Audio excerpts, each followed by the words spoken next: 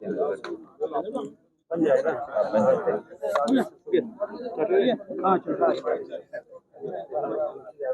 का श्रेय किसको देंगे?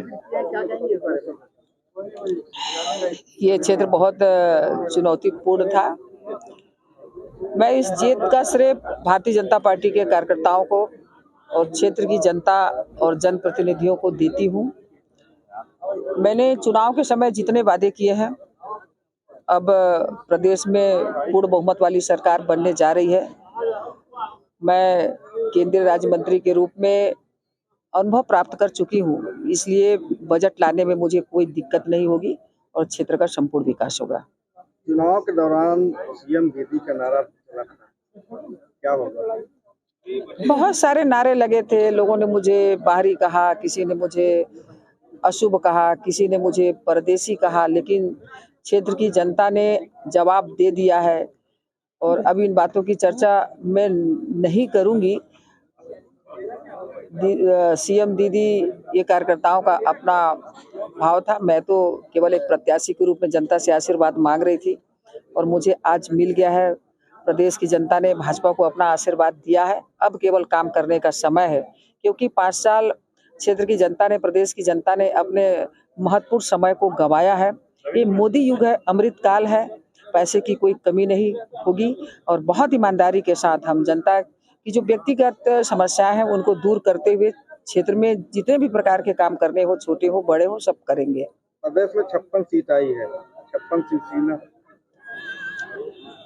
मोदी जी 18 में झूठ बोलकर कांग्रेस पार्टी ने यहाँ पर अपनी सरकार बनाई थी।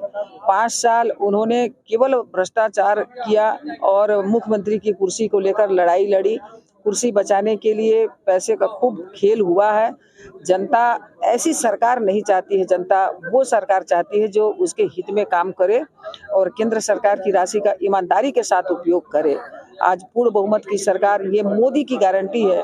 माननीय मोदी जी प्रदेश के सारे संभाग में आए और उन्होंने यही कहा कि मैं प्रचार प्रसार नहीं करने आया हूं, बल्कि शपथ के लिए आमंत्रण देने आया हूं। माननीय प्रधानमंत्री जी को, हमारे राष्ट्रीय नेतृत्व को, प्रदेश नेतृत्व को ये पता था कि ये सरकार जाने वाली है, क्योंकि जनता ऐसी सरकार को कभी बर्दाश्त नहीं कर सकती और आज ये जनता ने कर दिखाया है। जीत तो हुई, लेकिन महज 4-5 जीत है, इसको लेकर के क्या कहेंगे? मैं इसे छोटी जीत नहीं मानती हूँ, बड़ी जीत मानती हूँ, क्योंकि ये दूसरा लोकसभा क्षेत्र है और यहाँ पर आप देखें कि त्रिकोणीय चुनाव हुआ है। जो गौड़ समुदाय के लोग हैं, जो मेरी ही जाति के लोग हैं, वो आरी छाप में किसी आरी छाप के नेताओं की बातों में आकर उन्होंने अपने वोट को खराब किया है। मुझे जहां पर भी गौड़ समुदाय के लोग मिले, मैं उनसे हमेशा यही कहती रही कि आप अपने वोट को खराब मत करो, क्योंकि छत्तीसगढ़ में भारतीय जनता पार्टी और कांग्रेस के अलावा कोई तीसरी पार्टी नहीं है। लेकिन इस चुनाव में जो हुआ सो हुआ, लेकिन इन 5 सालों में मैं उन्हें अपने साथ जोड़कर भारतीय जनता पार्टी की मूल धारा में लाकर उन्हें विकास, और केवल विकास ही नहीं बल्कि आर्थिक और शैक्षणिक विकास की धारा में लाकर मैं अपने साथ जोड़ूंगी। प्रदेश का कमान आपके भारतीय जनता पार्टी अगर आपके हाथ में देते हैं, क्या आप उसे?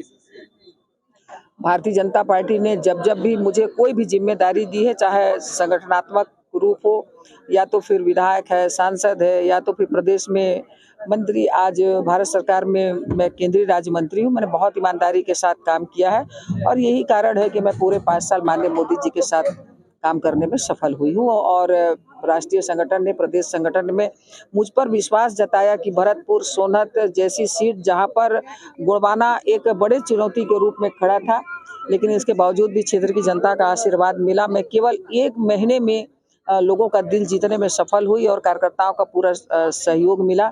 ये मेरे लिए बहुत बड़ी जीत है, मैं इसे छोटी जीत नहीं मानती हूँ। सीएम बनने को तैयार है? पार्टी जो भी जिम्मेदारी, पार्टी ने मुझे प्रत्याशी बनाया था, मैं प्रत्याशी बनकर यहाँ पर जनता से अपील की, लोगों ने मेरी अपील को स्वीकार किया। मैं इस क्षेत्र की समस्याओं को सामने रखी, उन्होंने माना कि हाँ ये क्षेत्र में समस्या है।